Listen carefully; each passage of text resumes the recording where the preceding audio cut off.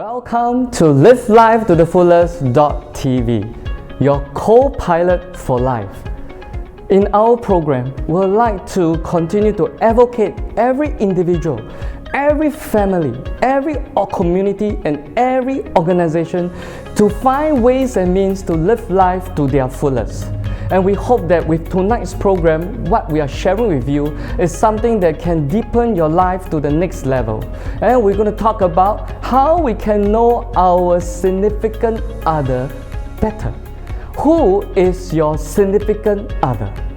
So with that, let's talk about vision and life goals. If you want to know your significant other, one way is really to understand his or her vision and life goals. From there, you can understand what he or she thinks about the future. And that is something because you were able to find whether are you aligned with each other.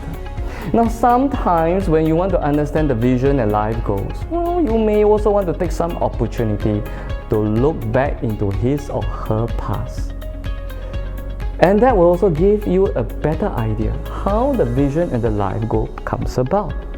Well, while talking about the past, it may be a little sensitive. So this is really requiring you, to be sensitive. And if you think that it's going to be a little bit complicated talking about the past, then wait for the right time or wait for your significant other to be ready to share something that from their past.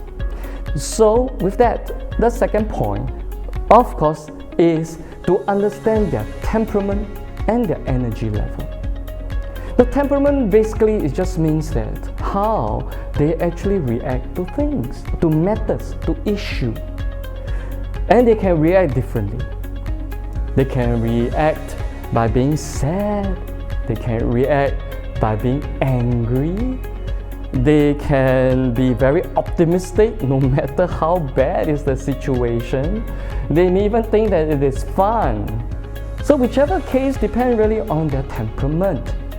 And by noticing their temperament, this is actually a way to understand them better. And with temperament, it is also correlated to the energy level. Some of the personality has lower energy, and then that's where you know that how they respond to things. They can be very calm or they can be very reactive. Whichever case, that is where you can understand their emotional level and how they view things, how they see things, and how they will react to it. Now, for the third one is really self-control and discipline.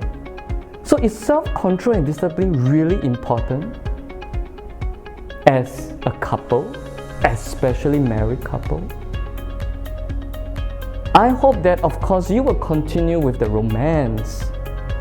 But what we know is that after when you come together, after your marriage, there'll be a lot of things that you want to fulfill together. I believe that there'll be small projects that you want to make it happen. You have big projects that you want to make it happen. And there are some permanent projects that is not going to go away. Well, example, having children. And you cannot just give them out anytime you want. And with all this project coming out, you've got to work together. And in other words, there will be challenges, issues that you need to face together, overcome them, and from there create your own happiness.